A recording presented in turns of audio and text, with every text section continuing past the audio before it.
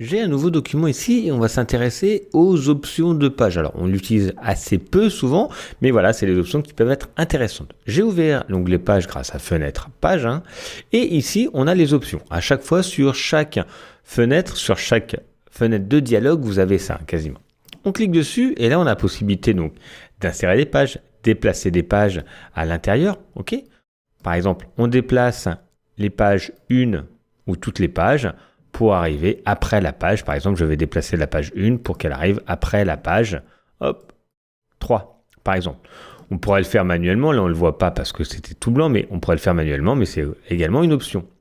Parce que si on a beaucoup de pages, 3-4 pages, on peut le faire manuellement pour déplacer la page et la remettre à un autre endroit. Si on commence à avoir un livre avec beaucoup de choses, comme ça nous permet de savoir à quel endroit on va le mettre. On va pouvoir dupliquer la planche ou supprimer tout simplement la planche, l'imprimer.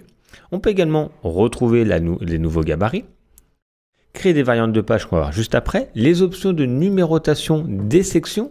Donc ça, on le retrouve également dans les pages options de numérotation de sections. Et on va pouvoir commencer la numérotation de la page par un autre numéro. Ici, on voit bien à gauche, en bas à gauche là, que c'est le 1, mais on pourrait demander que la première page commence par la numéro 5 parce que quelqu'un d'autre s'occupe des pages 1, 2, 3, 4, etc. Et donc, on aura la possibilité de changer la numérotation de la page par la suite. On a également la possibilité donc d'organiser les pages. Donc, soit on va pouvoir les déplacer. Si c'est coché, on va pouvoir les déplacer. OK, pour remettre la page à tel endroit avec d'autres versions, etc. Vous voyez, on a vraiment beaucoup de possibilités. Donc là, là c'est pour les variantes. Et on pourra placer à tel endroit les images. On va pouvoir mettre des attributs, donc ça c'est intéressant, par exemple des couleurs, donc ça va être un petit onglet de couleurs qui va arriver, par exemple orange, voilà, j'ai sélectionné une page, et il va avoir l'attribut, alors là ça ne l'a pas mis, hop, et ici vous voyez, hop, il y a automatiquement, donc ça peut être un repère qui peut être bien, par exemple sur votre page, vous dites, ben voilà, là ça va être un insert de pub, là ça va être une photo pleine page, comme ça vous retrouvez facilement tous ces éléments, donc là c'est un petit code que vous faites entre vous, vos collaborateurs pour savoir.